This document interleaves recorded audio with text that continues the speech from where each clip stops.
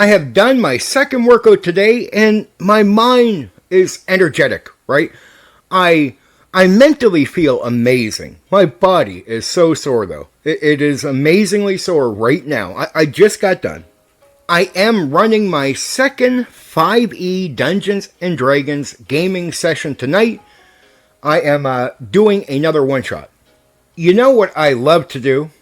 Just fuck with players in minor ways, in a way that they, how can I say, they'll read into the situation, but who knows what is really happening.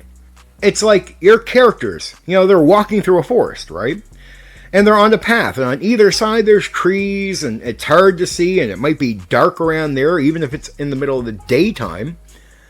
And I start telling players that their characters are hearing these unique noises.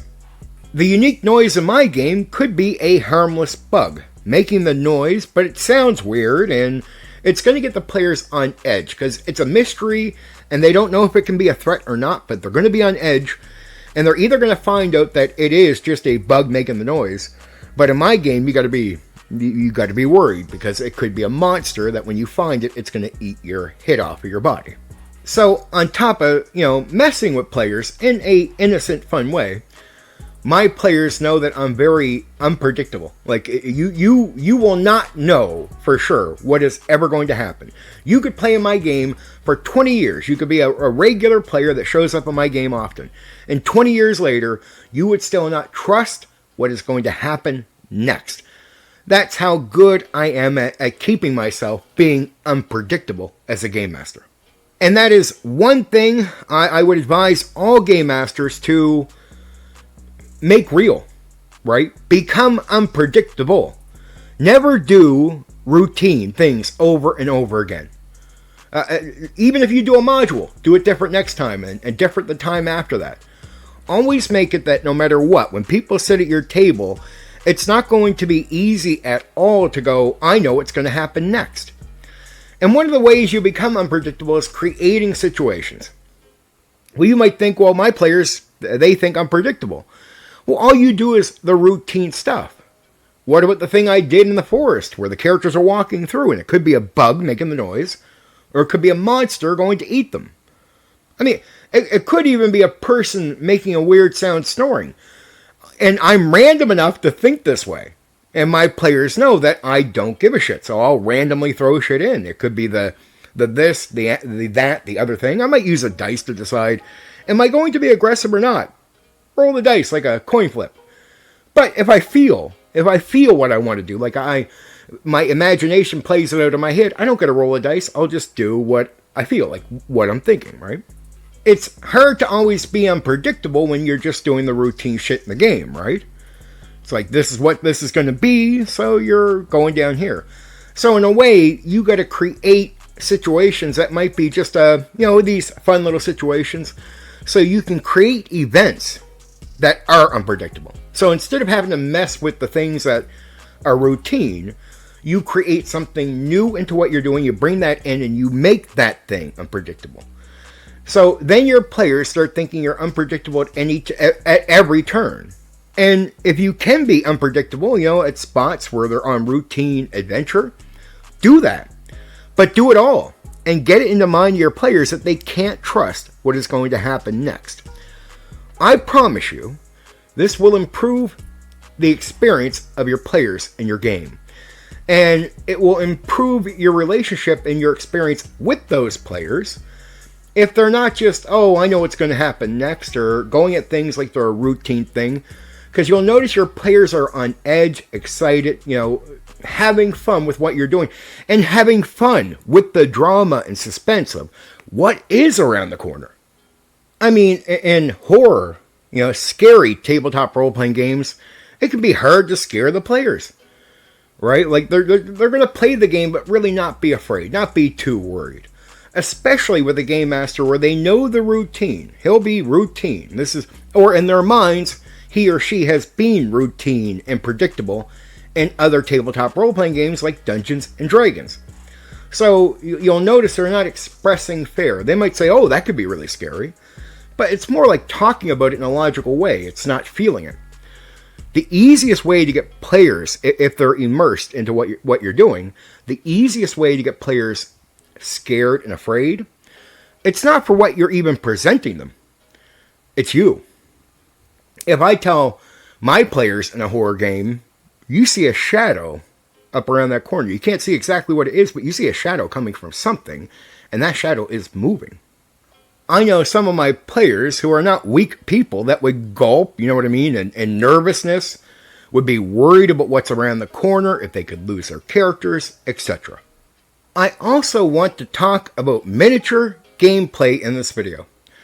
So I'm going to let the people that I'm running 5e for use tokens and a sort of grid type of thing. I'm going to let them do that because I told them I don't want creative miniatures that take focus away from the picture they're forming in their imagination. And I don't need the miniatures to trigger that. I'll take care of that. We'll use the tokens and the board so you can know where your character is in a combat scene. But that is it. I'm open to that as a game master, allowing that to a degree. I don't like it. I'll do it for the 5e one-shot. I don't know if I want to do it for the 5e campaign, but in a way, it's hard to get around that with 5e because they implement combat in such a way that it's tailored towards the miniatures. And it runs away from theater of the mind, yet somehow people tell me they like to roleplay with 5e. 5e is a miniature, hardcore, dungeon crawl, non-stop action. It is trying to replicate the old school play. Like, it doesn't even lean into role-playing. Like, it doesn't make a big issue about it, but I guess a lot of 5e people really relate role-playing to 5e because, well, we know, because of Matt Mercer's group. And I'm not saying that to down on Matt Mercer. I just know that he represented 5e in a way that 5e really isn't. It's not meant for the game that he was running. He does a lot of roleplay, but there's nothing there that says you need to roleplay. Like, there's so much going on that the need for roleplay and character development is sort of, it's your last concern. Like, your background is already pre-written for you. Just pick one and go. Right? You don't got to be that creative. You can just jump into your 5e dungeon crawl and go hardcore with your miniatures. Right? It's not a game that leans towards roleplay. But people know that I'm not a big fan of miniature gameplay. So, you know, I'll let the tokens go, but I oppose using miniatures or terrain as a way to replace or trigger the imagination. It's you can know where your character is for gameplay purpose. That's what the token is going to be for. That's your miniature, and I can show you where it is. But I want all the imagination all to be in the mind. I don't care what the token looks like. I want you to imagine what your character looks like from the description of your character on the sheet. And tell me, did you need a miniature to, spark up your imagination when you read that book? So let's be clear, miniatures did not start with the game. I don't care that the developers came from a wargaming background. The game starts off as pure theater of the mind. The idea of bringing miniatures in was to help with combat, to make some things a little easier. Not to be used as a way to create, to trigger your imagination. It's not meant to replace it. It's not meant to trigger it. It's not meant to do any of that stuff. And the only reason you see miniatures become, what they are is because people started noticing, the companies started noticing that a lot of people in the hobby purchase these miniatures, right? It was not the purpose for the miniature to replace the imagination. That's why I criticize. But they start noticing it sells. If you are a critic of 5e or Wizards of the Coast, WotC, and you're going at them, the easiest way that you could go at them, especially if you're a miniature person, is to buy tokens, go cheap, stop buying, miniatures. Because WotC, the majority of its intake on money comes from what? Miniatures. I mean, if people stopped using miniatures right now, it would be crippling to so many companies in the hobby. It would be absolutely devastating. But if you have an issue with that company, it's a lot easier to protest with your wallet than it is to complain and have your complaints go nowhere. So let me be clear to people that are into miniatures. I'm not against the idea of using like a sheet or a map or something with some tokens. I get the principles behind why you argue for miniatures. It makes combat easier. Okay, fair enough. I can say that I'm not into that and I don't need that, and I can do it with pure theater of the mind when it comes to combat, but I can respect that you might want to use a sheet, mark where you are, or use a token. But when you start using some grandiose miniature and terrain, right, as a way to trigger the imagination, as a way to replace the trigger that you should just naturally have in your mind, to become a thing, I think that's no good. And I think it does actually take away from the actual pure imagination, immersed experience that players want.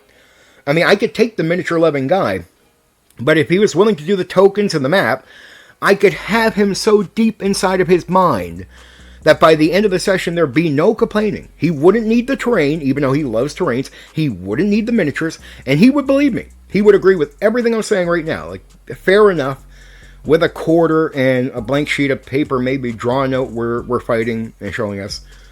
Yeah, the imagination is the best place to be during any scene, combat, puzzles, traps, interacting in the city. It's a mind game. And it's not a mind game because we play with a board and these pieces. It's a mind game, all in the mind, right? And it was pitched that way when it originally came out in the 70s. Pure theater of the mind. That's what D&D was originally. And then later, probably about 3 to 5 years later, people start really pushing miniatures as an option to go with D&D. So you'll win with me if you're saying, hey, I'm going to use something to help me with combat. Okay, cool. All right, I'll support you using the thing to help you with combat. But you don't need help with your imagination. You don't need that at all. And nor is that the job of the terrain or the miniatures, to trigger or replace the imagination. You do that on your own because this is a mind game. We can use the tokens and the sheet to help us.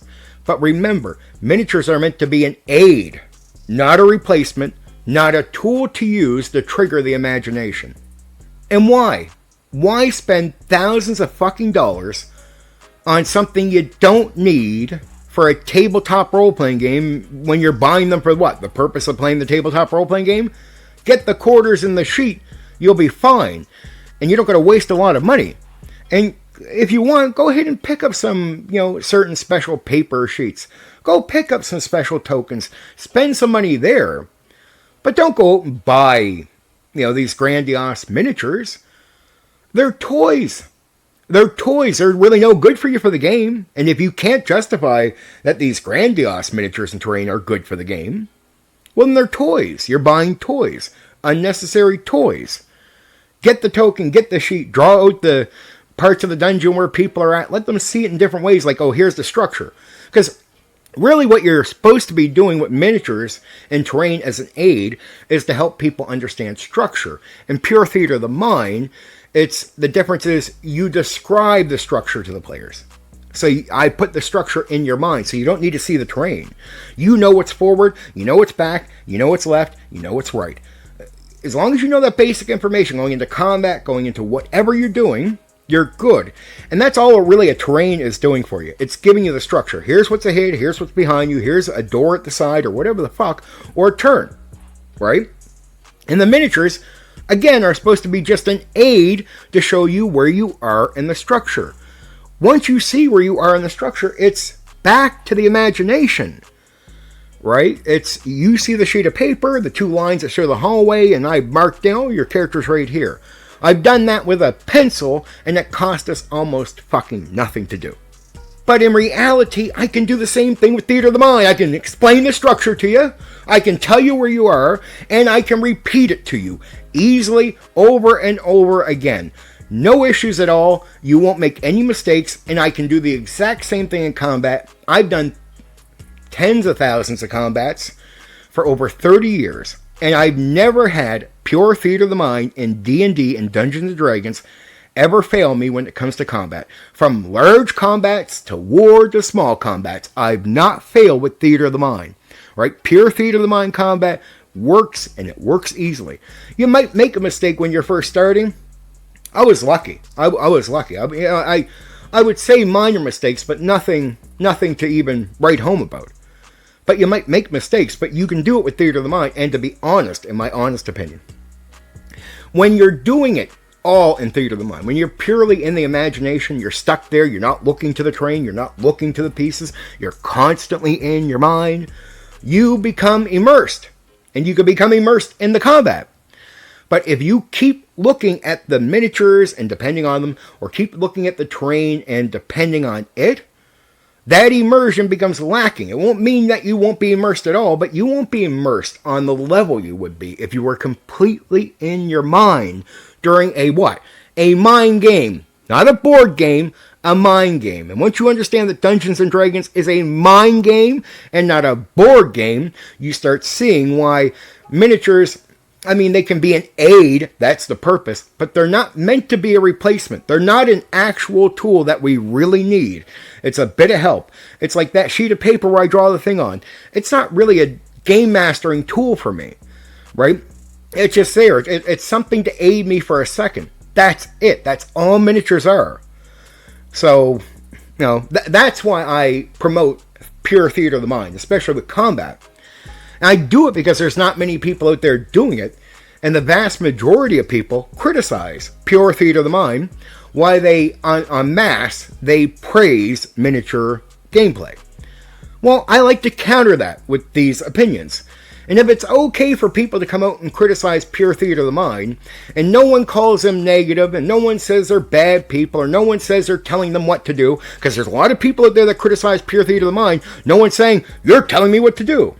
No one makes those accusations to those people when they put the criticism out. But if you put out a level-headed criticism of miniatures in the same exact fucking way, same tone, same everything, same politeness, the whole nine, you'll be told that you're telling people what to do, and you'll be attacked by that majority. Well, guess what, majority?